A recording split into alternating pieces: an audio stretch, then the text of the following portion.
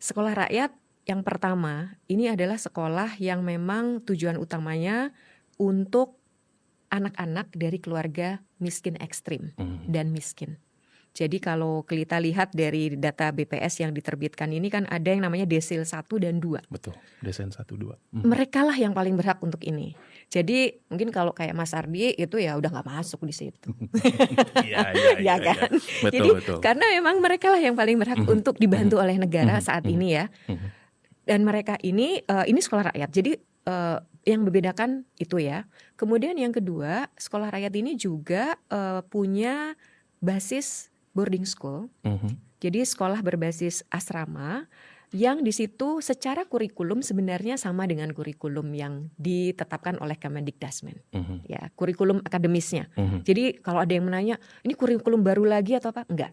Ini sama secara akademis. Tetapi karena ini sekolah asrama, tentu ada pendidikan lain yang bisa diberikan, yaitu pendidikan karakter.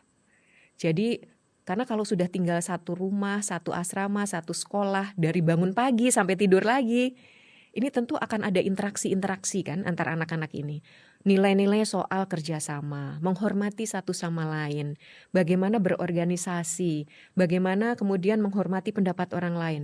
Ini yang akan diajarkan di situ. Maka memang peran wali asuh di asrama ini jadi penting. Lalu juga ada pendidikan yang berbasis pada talenta.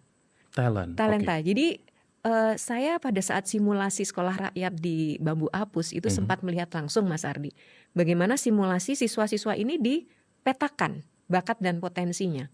Jadi mereka diinterview, disurvei, digali apa sih bakat, minat dan potensinya. Setelah itu dikaji, ada analisisnya, ketahuan nih. Misalnya nih Mas Ardi siswa sekolah rakyat gitu. Ketahuan nih, oh seorang Ardi ternyata potensinya ada di dunia seni. Gitu. Di dunia seni apa nih? Oh seni suara. Tapi dia juga punya kemampuan mungkin matematika dan sebagainya. Dari situ kelihatan, oh yang bersangkutan ini sebaiknya memang diberikan juga pembekalan yang sesuai dengan minat dan bakatnya. Dan karena ada di sekolah asrama itu menjadi lebih mudah ya Mas ya. Karena di luar jam pembelajaran di kelas masih bisa tuh diberikan bekal-bekal itu gitu. Baik. Ini yang membedakan dengan sekolah yang lain dan yang pasti ada pemberdayaan juga terhadap orang tua dari siswanya. Mereka yang datang dari keluarga tadi golongan miskin dan miskin ekstrim itu orang tuanya juga akan diberikan pembekalan untuk kewirausahaan, bahkan setelah diadakan asesmen bisa diberikan permodalan gitu. Jadi negara hadir tidak hanya untuk anak tapi juga untuk keluarganya. Itu sekolah rakyat.